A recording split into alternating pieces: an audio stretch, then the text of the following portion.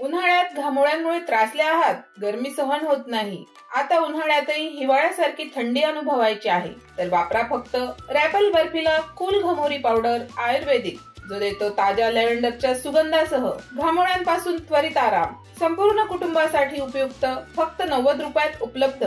उन्हाळा कितीही गरम असो, आता थंडगार आणि सुगंधी अनुभव मिळवा. रॅपल बर्फिला कूल घमोरी पावडर आयुर्वेदिक आणि प्रभावी. नमस्कार, मी समीक्षा बेंडे. एडीएन बातमीपत्रात आपलं स्वागत. आजच्या दिवसभरात घडलेल्या घटनांचा आढावा आपण घेणारच आहोत. त्यापूर्वी एक नजर टाकूयात आजच्या ठळक घडामोडींवर. मराठवाडा वॉटर ग्रीड योजनेसाठी अर्थसंकल्पात तरतूद नाही, सत्ताधाऱ्यांचं मराठवाड्यावर अन्यायकारक धोरण. राज्याचे विधान परिषद विरोधी पक्षनेते अंबादास दानवे यांची टीका. खगोलशास्त्र आणि लेणी स्थापत्यशास्त्राचा एक अनुपम आविष्कार. वेरूळ चैत्यगृह इथं उपासकांनी अनुभवला सोनेरी क्षण. आता पाहूयात सविस्तर बातम्या. राज्याच्या 2025-26 या आर्थिक वर्षातील अर्थसंकल्पात मराठवाडा वॉटर ग्रीड योजनेसाठी काहीच तरतूद करण्यात आली नाही. सत्ताधाऱ्यांचं मराठवाड्यावर हे अन्यायकारक धोरण असल्याची टीका राज्याचे विधान परिषदेचे विरोधी पक्षनेते अंबादास दानवे यांनी केली आहे. विरोधी पक्षनेत्याच्या 260 अन्वय प्रस्तावावर ते आपली भूमिका मांडत होते. राज्याचा अर्थसंकल्प आज जो सादर केला, हा अर्थसंकल्प जर बघितला, फक्त घोषणांचा मोठा पाऊस या अर्थसंकल्पातून पडलेला आहे. ज्या घोषणा सरकार येण्याच्या आधी लाडक्या बहिणीविषयी, शेतकऱ्यांच्या कर्जमाफीविषयी, बेरोजगारांना रोजगार देण्याविषयी केलेल्या होत्या, याचा कुठेही उल्लेख नाही. उलट मोठी राजकोषीय तूट, महसुली तूट मोठ्या प्रमाणावर असलेला हा अर्थसंकल्प आहे. कर्जबाजारीपणा मोठ्या प्रमाणावर, राज्याच्या डोक्यावर आता कर्ज मोठ्या प्रमाणावर झालेला आहे. आणि अशा स्थितीमध्ये सरकार तर म्हणतं की आता महाराष्ट्र थांबणार नाही, परंतु सरकारला असं म्हणावं लागेल आम्हाला की कुठे नेऊन ठेवला महाराष्ट्र. अशी महाराष्ट्राची दयनीय अवस्था या सरकारने करून ठेवलेली आहे. आणि म्हणून हा अर्थसंकल्प जनतेच्या डोळ्यात, महाराष्ट्राच्या जनतेच्या डोळ्यात धूळफेक करणारा आहे, अशा प्रकारची स्थिती. महानगरपालिकेच्या वतीनं थकीत मालमत्ता कर आणि थकीत पाणीपट्टी धारकांवर कारवाई करत 3 मालमत्ता जप्त करण्याची कारवाई झोन कार्यालय 1 अंतर्गत करण्यात आली आहे. छत्रपती संभाजीनगर महानगरपालिकेच्या वतीनं माननीय आयुक्त तथा प्रशासक जी श्रीकांत यांच्या आदेशानुसार व उपआयुक्त अपर्णा थेटे यांच्या मार्गदर्शनाखाली सर्व झोन कार्यालय अंतर्गत थकीत मालमत्ता कर व पाणीपट्टी वसुली मोहीम प्रभावीपणे राबवण्यात येत आहे. 1 लाखांवरील थकीत मालमत्ता कर व पाणीपट्टीबाबत मालमत्ता सील करण्याची कारवाई करण्यात येत आहे. या अनुषंगानं आज झोन कार्यालय 1 अंतर्गत सहाय्यक आयुक्त संजय सुरडकर यांच्या मार्गदर्शनाखाली औरंगपुरा येथील इंद्रप्रस्थ कॉम्प्लेक्स सत्यनारायण चांडक यांचेकडील रुपये 3,31,523, सन टॉप हॉटेल यांचे 3,01,377 व सुपारी हनुमान रोड येथील शांताबाई पटेल यांचेकडील थकीत मालमत्ता कर रुपये 1,40,681 पोटी व्यावसायिक मालमत्ता सील करण्यात आल्या आहेत. सदर कारवाई सहाय्यक आयुक्त संजय सुरडकर यांच्या मार्गदर्शनाखाली कर अधीक्षक अविनाश मद्दी, पथक प्रमुख रवींद्र आदमाने, वसुली कर्मचारी अनवर अन्सारी, विवेक जाधव, स्पेशल इंजिनियर पथकातील प्रजित चव्हाण, नेत्रा जाधव, सुजाता सोनवणे, आमिर खान आदी कर्मचारी यांनी पार पाडली. कन्नड पिशोर रोडवर झालेल्या अपघातानंतर ट्रकमधून ऑइल गळती होत होती. त्या ऑइल गळतीनं अपघात होऊ नयेत म्हणून स्थानिक नागरिकांच्या मदतीनं कन्नड नगर परिषद अग्निशामक गाडीनं पाणी मारून रोड स्वच्छ केला. यावेळी वाहतूक पोलिसांच्या वतीनं वाहनं सुरळीत करण्यात आली आहेत. नुकतीच कन्नड पिशोर रोडवरील पिशोर खांडी चंदन नाल्याजवळ उसानं भरलेला ट्रक चालकाचं नियंत्रण सुटल्यानं पलटी झाला होता. या अपघातात 6 जण जागीच ठार झाले तर 10 जण जखमी झाल्याची घटना घडली होती। या अपघातानं परिसरात हळहळ व्यक्त करण्यात आली आहे। अपघातात मिथुन महारू चव्हाण, किसन धर्मू चव्हाण, मनोज नामदेव चव्हाण, कृष्णा मूलचंद राठोड सर्व राहणार सातकुंड तालुका कन्नड हे 4 जण जागीच ठार झाले होते।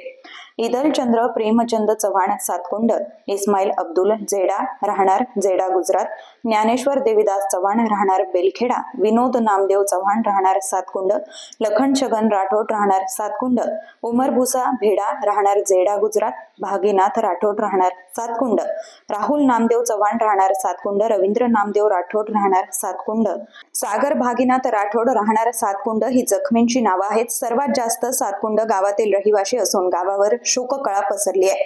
तालुक्यातून रसवंतीसाठी मोठ्या प्रमाणात ऊस जात असून हे ऊसतोड मजूर रात्री ऊसतोड करून ऊस ट्रकमध्ये भरून कन्नडकडे येत होते। या दरम्यान खांडीमध्ये जास्त प्रमाणात ढाळ व वळण रस्ता असल्यानं चालकाचं नियंत्रण सुटलं व ट्रक पलटी झाला। यावेळी काही मजूर ट्रकमध्ये बसलेले होते तर काही मजूर ट्रकच्या केबिनमध्ये बसलेले होते। अपघाताची माहिती मिळताच कन्नड शहर पोलीस ठाण्यातील पोलीस कर्मचारी व अधिकारी यांनी तातडीनं घटनास्थळी धाव घेतली आणि जखमींना ग्रामीण रुग्णालयात दाखल केलं। या ट्रकमधून ऑइलची गळती होत होती। अपघात होऊ नये म्हणून कन्नड नगर परिषद अग्निशामक गाडीनं पाणी मारून रोड स्वच्छ केला। यावेळी वाहतूक पोलीस वाहनं सुरळीत करत वाहतूक सुरळीत करण्यात आली। जिल्हा परिषदेचे मुख्य कार्यकारी अधिकारी विकास मीना यांची यवतमाळ जिल्हाधिकारी म्हणून बदली झाली असून तत्पूर्वी त्यांनी इमारतीच्या बांधकामाची पाहणी केली आहे। जिल्हा परिषद इमारतीचं काम अंतिम टप्प्यात आहे तर उर्वरित काम तात्काळ करण्याचे निर्देश त्यांनी दिलेत। गेल्या काही दिवसांपासून चर्चेत असलेल्या जिल्हा परिषदेच्या इमारतीच्या बांधकामाची पाहणी अंतिम टप्प्यात असून उर्वरित काम तात्काळ करण्याचे निर्देश जिल्हा परिषदेचे मुख्य कार्यकारी अधिकारी तथा प्रशासक विकास मीना यांनी दिलेत। जिल्हा परिषदेचे मुख्य कार्यकारी अधिकारी विकास मीना यांची यवतमाळ जिल्हाधिकारी म्हणून बदली झाली असून तत्पूर्वी त्यांनी सायंकाळी विभाग प्रमुखांच्या बैठकीनंतर इमारतीच्या बांधकामाची पाहणी केली। इमारतीच्या बांधकामाच्या प्रत्येक ठिकाणी जाऊन प्रत्यक्ष बांधकामाची पाहणी करून काम कसं लवकरात लवकर पूर्ण होईल याची दक्षता घेण्यास सांगितलं। यावेळी मुख्य लेखा वित्त अधिकारी चंद्रकांत पाटील, बांधकाम विभागाचे कार्यकारी अभियंता SB काकड, उप अभियंता श्री जायभाय, उत्तम पवार, अभियंता श्री गंगावणे व इतर अधिकारी सोबत होते। अजूनही काही बातम्यांचा आढावा आपल्याला घ्यायचा आहे, मात्र वेळ झाली छोट्याशा ब्रेकची। कुठेही जाऊ नका, पाहत रहा ADN।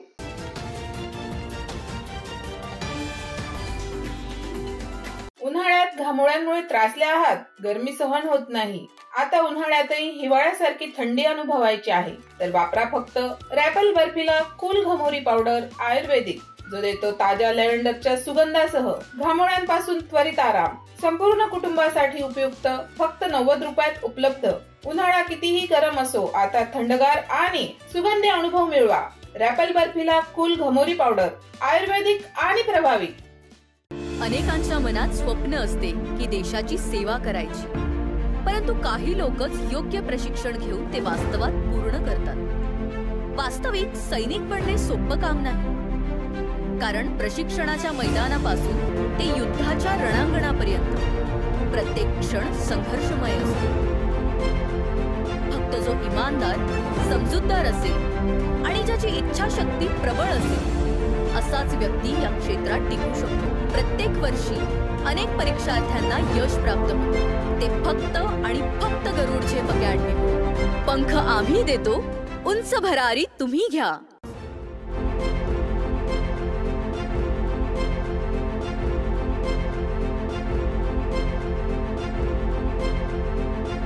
शिक्षण असो किंवा नोकरी, कुठल्याही कामानिमित्त छत्रपती संभाजीनगर येथे येत असाल तर तुमच्या घरगुती जेवणाची चिंता आता मिटली।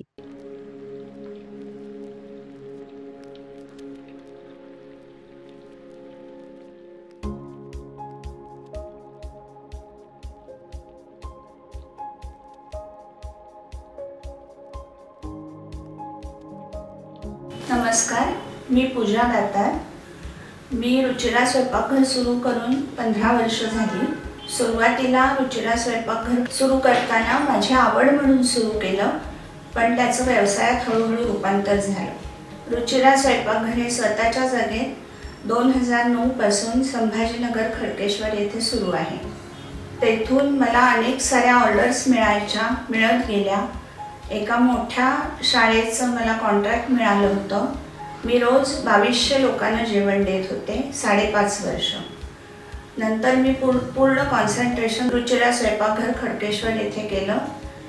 तेथील फीडबॅक म्हणाल तर सगळी मेडिकलची मुलं जे घरापासून दूर राहतात त्या लोकांना आपल्या घरासारखं जेवण रुचिरामध्ये मिळतं असं प्रत्येकजण आनंदाने सांगत असतो मला. आणि मी तर म्हणते की तुम्ही ते पे करून जेवता, पण ते म्हणतात की नाही, पे हा भाग वेगळा आहे, पण आमच्या शुभेच्छा आणि सदिच्छा जास्त महत्त्वाच्या आहेत.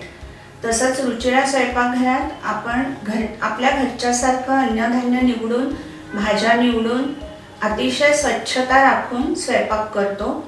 स्वयंपाकात घरगुती मसाले 80% वापरले जातात. माझा कटाक्ष क्वालिटी मेंटेन करण्यावर असतो, त्यामुळे मी किराणा जास्तीत जास्त चांगल्या क्वालिटीचा आणते. तसंच भाजीपाला जाधव मंडईत आणते, त्यामुळे ताजा स्वच्छ भाजीपाला मिळतो. त्यामुळे आपल्या स्वयंपाकाची चवही उत्तम राखता येते आणि आरोग्यपूर्ण स्वयंपाक होतो. घरगुती जेवणाच्या चवीसाठी एकदा अवश्य भेट द्या रुचिरा स्वयंपाकघर येथे. मस्त मास्क पहना रे तूने. Thank you sir. वो जान बचाने के लिए पहनना पड़ता है ना सर. रेडीमेड है या टेलर मेड है? ऑनलाइन ऑर्डर किया है सर. एक और है ना सर. देना. बहुत मस्त लगे आपको. ये ना सर. सर ना भाई, जान बचाने के लिए बाइक चलाते वक्त सिर्फ खोपड़े पे मास्क पहनेगा तो खोपड़े को कौन बचाएगा? समझ गया सर. हेलमेट ऑनलाइन ऑर्डर कर, वरना हमेशा के लिए ऑफलाइन हो सकता है. Okay sir. ये ले. चल हम ये भी ऑनलाइन भर दे. हेलमेट पहने, ट्रैफिक नियमों का पालन करे, जिंदगी के सफर को सुरक्षित रखे.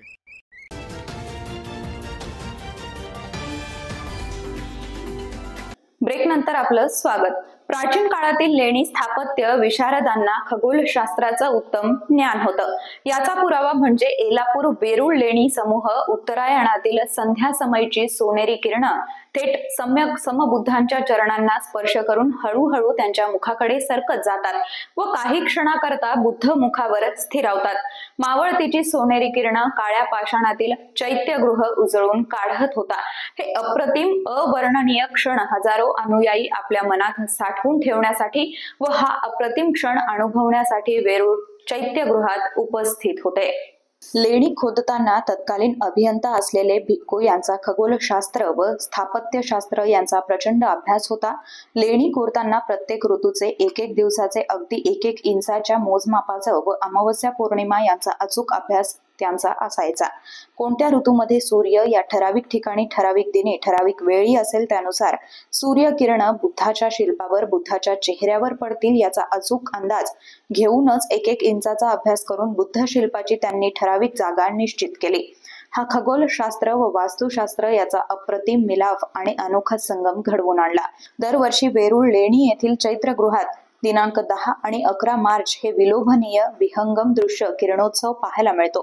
एका तेजाच्या दुसऱ्या तेजाशी भेटीनं चैत्यगृह उजळून निघतं. संपूर्ण ब्रह्मांडाला प्रकाशित करणारा सूर्य सुद्धा बुद्धाच्या प्रज्ञासमोर नतमस्तक होतो. बुद्धाच्या चरणांना स्पर्श करतो व बुद्धाला वंदन करतो. हे या लेणीमधून आपल्याला पाहायला मिळालं. बुद्ध हा जगाचा प्रकाश हे सत्यवचन आपल्याला या ठिकाणी अनुभवास मिळतं. पुरातत्व विभागाकडून कुठलीही सुविधा या ठिकाणी उपलब्ध केली नाही. गर्दी वाढायला लागल्यावर ऐनवेळी पोलिसांची तुकडी व SRPF ची तुकडी मागवण्यात आली होती. स्थानिक प्रशासनानं कुठलीही व्यवस्था या ठिकाणी केलेली नव्हती. या किरणोत्सव प्रसंगी भंते डॉक्टर चंद्रबोधी भदंत करुणानंद थेरो, भदंत नागसेन थेरो, थाई भिक्खू संघ व भारतीय भिक्खू संघ, सूर्यकांता गाडे, विनीता सातदिवे, लेणी अभ्यासक पाईकराव, सूरज जगताप, महेंद्र शेगावकर, भीमराव तायडे आदींसह हजारो अनुयायी उपस्थित होते. लेणी अभ्यासक सूरज रतन जगताप नवी मुंबईतून आलो. आज इथे मोठ्या प्रमाणात महाराष्ट्रातून इथे उपासक आणि उपासिका आज हजर आहेत. तसेच लेणी संवर्धन या क्षेत्रातले अत्यंत महत्त्वाचे लोक जे आहेत, ज्यांनी लेणी चळवळ उभी केली अख्ख्या संपूर्ण महाराष्ट्रामध्ये, ते सगळेच आज इथे उपस्थित होते. आदरणीय भिक्खू संघाच्या माध्यमातून आज देखील सूत्रपठण आणि गाथा म्हणत आज आपण इथे खगोलशास्त्र आणि स्थापत्यशास्त्राचा अनोखा संगम जो आहे आज आपण वेरूळच्या लेणी क्रमांक 10 मध्ये पाहिला. हा अनोखा सोहळा जो आहे हा वर्षातून एकदाच फक्त आपल्याला अनुभवायला मिळतो. त्यामुळे आज मोठ्या संख्येने इथे लोक उपस्थित होते. त्यामुळे अधिकाधिक जसं जसं प्रचार आणि प्रसार होत आहे तसा मोठ्या प्रमाणामध्ये लोक आज इकडे वळत आहेत. आज जसं 365 दिवसानंतर हा सोहळा जो आहे सम्यक संबुद्धांच्या चेहऱ्यावर येणारी किरणोत्सव जे होतं तो 365 दिवसानंतर होतो. तो दरवर्षी अधिकाधिक लोकांनी पाहावा यासाठी आम्ही लोकांना निमंत्रित करतो आणि त्याला प्रतिसाद देत आज मोठ्या प्रमाणात लोक इथे उपस्थित झाले. त्याच्याबद्दल सगळ्या उपासकांचे आणि आदरणीय भिक्खू संघाचे देखील मी धन्यवाद मानतो. नमो बुद्धाय. जय भीम. खुलताबाद तालुक्यातील वेरूळ येथील अंबिकानगर येथील नागरिकांनी मुख्य रस्त्यावर सुरू असलेल्या अतिक्रमणाविरोधात सोमवारी ग्रुप ग्रामपंचायत कार्यालयासमोर आमरण उपोषण सुरू केलं होतं. प्रशासनाकडून सदर मागणी मान्य करण्यात आल्यानं उपोषण मागे घेण्यात आल्याची माहिती उपोषणकर्त्यांनी दिली आहे. धुळे हायवे रोड लगत आमचं अंबिकानगरचं बाय कायद्यानुसार नकाशानुसार 25 फूटचं रोड आहे आणि 25 फूटचं रोडवर अतिक्रमण झालेले बांधकाम चालू आहे. आम्ही प्रशासनाला 15 दिवसापूर्वी वारंवार पत्रव्यवहार करून आम्हाला प्रशासनाकडून कोणतीच दखल घेतली गेली नाही. त्यामुळे आम्ही आज अंबिकानगर रहिवासी पूर्ण अमरण उपोषणाला बसले. बरं, आतापर्यंत तुम्हाला याच्या अगोदर काय निवेदन वगैरे दिले का ग्रामपंचायतीला? तुम्ही निवेदन दिलं पण त्याचं कोणतंही आम्हाला प्रतिसाद मिळाला नाही. बरं, आता उपोषणाला बसलं तर कोणी आलं होतं ग्रामपंचायत? आतापर्यंत कोणी नाही. आतापर्यंत कोणी नाही. यांचा जो विषय आहे की यांचा रस्ता जो आहे जाण्या येण्याचा हा खूप अरुंद झालेला आहे आणि ज्याची मालकी हक्क नोंद आहेत बांधकाम करताना त्याने ते पुरावे सादर करावे आणि मग बांधकामाला परवानगी घ्यावी बांधकामाची. आणि जो रस्ता खरं तर हवा तर हा 25 फूटपेक्षा जास्त रस्ता हा गाव पातळीवर असला पाहिजे आणि तो नाही आहे. आज 2 व्हीलर गाडी जाऊन येईल एवढाच रस्ता त्यांच्याजवळ आहे म्हणून ते उपोषणासाठी बसलेले आहेत आणि त्यांना योग्य तो मार्गदर्शन व्हावं, योग्य तो न्याय मिळावा एवढीच इच्छा आहे आमची. विषय असा आहे की आमची 25 फूटची जागा आहे अंबिकानगरच्या फ्रंटला. ती जागा आमच्यावाली आत्तापर्यंत फक्त 8 ते 10 फूट राहिलेली आहे. तर आम्हाला 25 फूट ही जागा हवी आहे. यासाठी आम्ही आम्हाला उपोषणाला बसलेलो आहे ग्रामपंचायत समोर.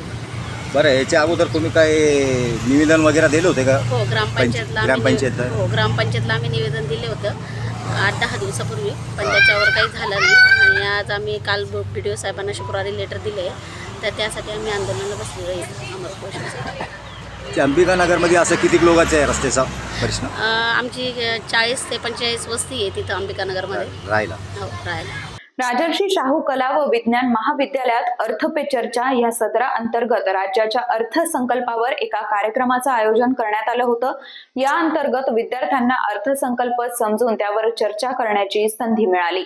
वाळूज येथील राजर्षी शाहू महाविद्यालय अर्थशास्त्र विभागाच्या वतीनं अर्थ पे चर्चा हा नाविन्यपूर्ण कार्यक्रमाचं आयोजन महाविद्यालयात करण्यात आलं होतं. दिनांक 10 मार्च रोजी मुख्यमंत्री देवेंद्र फडणवीस यांच्या सरकारच्या वतीनं उपमुख्यमंत्री तथा अर्थमंत्री अजितदादा पवार यांनी वर्ष 2025-26 अर्थसंकल्प विधिमंडळात सादर केलाय. या अर्थसंकल्पाचं थेट प्रक्षेपण महाविद्यालयातील अर्थशास्त्रच्या विद्यार्थ्यांना दाखवण्यात आलं व विद्यार्थ्यांनी उपस्थित केलेल्या प्रश्नावर चर्चा करण्यात आली. या प्रसंगी विद्यार्थ्यांनी विविध प्रश्नावर चर्चा केली व त्यातून आपल्या अर्थसंकल्पाची व्यवस्था कशा प्रकारे केली जाते हे समजून घेतलंय. या कार्यक्रमाच्या अध्यक्षस्थानी महाविद्यालयाचे प्राचार्य डॉक्टर मधुकर चाटसे सर होते. कार्यक्रमाचं प्रास्ताविक अर्थशास्त्र विभाग प्रमुख डॉक्टर विश्वनाथ कोक्कर यांनी केलं. यावेळी विद्यार्थ्यांनी तयार केलेल्या अर्थसंकल्प 2025 या भिंतीपत्रकाचं अनावरण मान्यवरांच्या हस्ते करण्यात आलंय. कार्यक्रमाचं सूत्रसंचालन ग्रंथपाल स्वप्ना गायकवाड मॅडम यांनी केलं तर आभार डॉक्टर रेखा वाघ मॅडम यांनी मानलेत. यावेळी बहुसंख्येनं विद्यार्थी, प्राध्यापक व प्राध्यापक इतर कर्मचारी उपस्थित होते. जागतिक महिला दिनानिमित्त मनपा महिला कर्मचारी यांचा सन्मान आयुक्त तथा प्रशासक जी श्रीकांत यांच्या मार्गदर्शनाखाली मनपा मुख्यालय इथं मोठ्या उत्साहात पार पडलाय. छत्रपती संभाजीनगर महानगरपालिकेच्या वतीनं जागतिक महिला दिनानिमित्त महानगरपालिकेतील महिला कर्मचारी यांचा सन्मान करण्यात आलाय। आयुक्त तथा प्रशासक जी श्रीकांत यांच्या मार्गदर्शनाखाली हा सन्मान सोहळा आयोजित करण्यात आला होता। मनपा मुख्यालय इथं पार पडलेल्या या सन्मान सोहळ्यात वर्ग 2, 3 व वर्ग 4 या संवर्गातील एकूण 90 महिला कर्मचारी यांचा प्रमाणपत्र व भेटवस्तू देऊन सन्मान करण्यात आलाय। प्रारंभी माननीय अतिरिक्त आयुक्त रणजित पाटील व संतोष वाहुळे यांच्या हस्ते राजमाता जिजाऊ व क्रांतीज्योती सावित्रीबाई फुले यांच्या प्रतिमेला पुष्पहार अर्पण करून अभिवादन करण्यात आले। कार्यक्रमाची सुरुवात दीप प्रज्वलनाने झाली। यावेळी अतिरिक्त आयुक्त रणजित पाटील, संतोष वाहुळे, उपआयुक्त अपर्णा थेटे, उपआयुक्त तथा विभाग प्रमुख महिला व बाल कल्याण लखीचंद चव्हाण, सहाय्यक आरोग्य अधिकारी डॉक्टर अर्चना राणे, आरोग्य अधिकारी डॉक्टर मनीषा भोंडवे, सहाय्यक आयुक्त प्राजक्ता वंजारी, समाज विकास अधिकारी महिला व बाल कल्याण विभाग विनोद परदेशी, जयश्री दिवेकर यांची उपस्थिती होती। कार्यक्रमाचं सूत्रसंचालन सांस्कृतिक कार्य अधिकारी शंभू विश्वासू यांनी केलंय। यावेळी विशाखा रुपल नांदगावकर यांच्या जुन्या हिंदी व मराठी गीतांचा सांस्कृतिक कार्यक्रमाचं आयोजन करण्यात आलं होतं। यावेळी महिलांसाठी फन गेम घेण्यात आले। विजेत्यांना बक्षीस वितरण करण्यात आलं। या कार्यक्रमास मोठ्या संख्येनं महिला कर्मचारी उपस्थित होत्या। शेवटी परत एकदा एक नजर टाकूयात आजच्या ठळक घडामोडींवर। मराठवाडा वॉटर ग्रीड योजनेसाठी अर्थसंकल्पात तरतूद नाही, सत्ताधाऱ्यांचं मराठवाड्यावर अन्यायकारक धोरण, राज्याचे विधान परिषद विरोधी पक्षनेते अंबादास दानवे यांची टीका। खगोलशास्त्र आणि लेणी स्थापत्यशास्त्राचा एक अनुपम आविष्कार, वेरूळ चैत्यगृह इथं उपासकांनी अनुभवला सोनेरी क्षण। याचबरोबर हे बातमीपत्र इथेच संपलं। पुन्हा भेटूयात पुढील बातमीपत्रात। तोपर्यंत पाहत रहा आपल्या हक्काचं बातमीपत्र एडीएन। उन्हाळ्यात घामोळ्यांमुळे त्रासले आहात, गरमी सहन होत नाही, आता उन्हाळ्यातही हिवाळ्यासारखी थंडी अनुभवायची आहे, तर वापरा फक्त रॅपल बर्फिला कूल घमोरी पावडर आयुर्वेदिक, जो देतो ताज्या लॅव्हेंडरच्या सुगंधासह घामोळ्यांपासून त्वरित आराम। संपूर्ण कुटुंबासाठी उपयुक्त, फक्त 90 रुपयात उपलब्ध। उन्हाळा कितीही गरम असो, आता थंडगार आणि सुगंधी अनुभव मिळवा। रॅपल बर्फिला कूल घमोरी पावडर आयुर्वेदिक आणि प्रभावी।